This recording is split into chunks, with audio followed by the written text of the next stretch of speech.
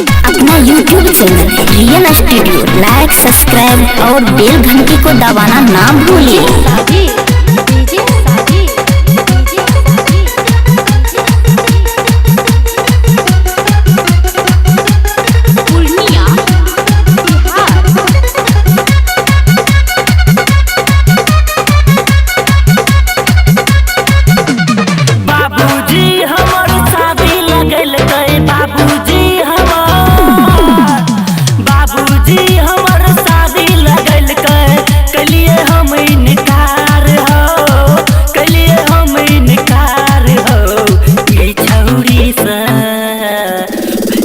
छौरी से प्यार करे छियै जाने छै ई संसार हो।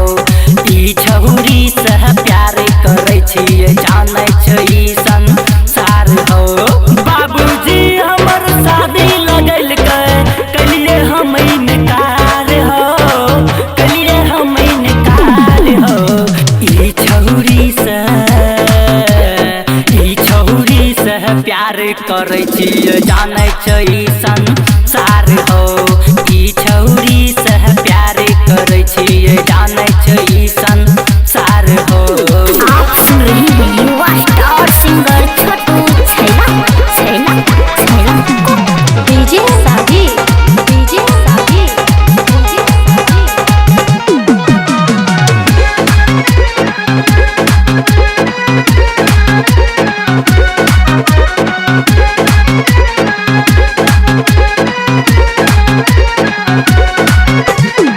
कहला पर ई छौरी हमरा उल्टे डांटे छै। एकर माय बारहन झाड़ू लाके हमरा झाँटे छै, लाके हमरा झाँटे छै। कहला पर ई छौरी हमरा उल्टे डांटे छै।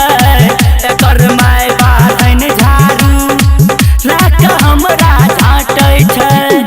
केकरा कहिए के पतियैतै, केकरा कहिए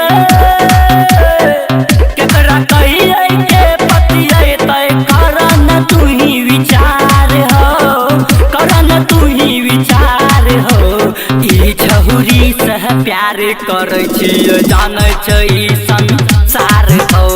ई छौरी से प्यार करे छियै जाने छै ई संसार हो।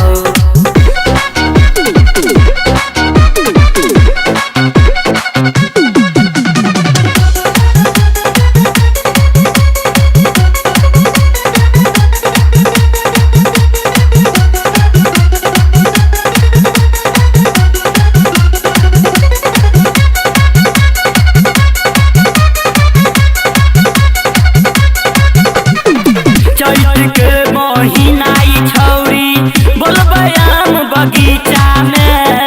कहै छै कि शादी नहीं करबै हमे अभी खींचा में। भैया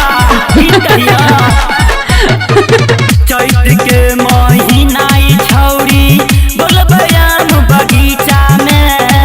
कहै छै कि शादी नहीं करबै हमे अभी खींचा में। चढ़ल जवानी देखाते ई छौरी, चढ़ल जवानी देखाते ई छौरी। कैल इनकार हो, कैल इनकार हो।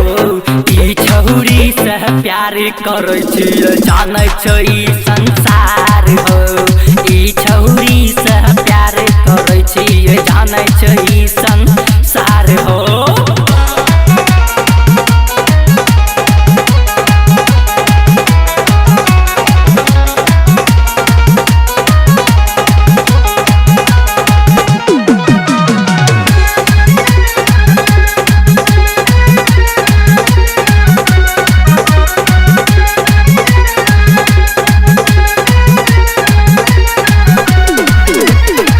हमरा से धोखा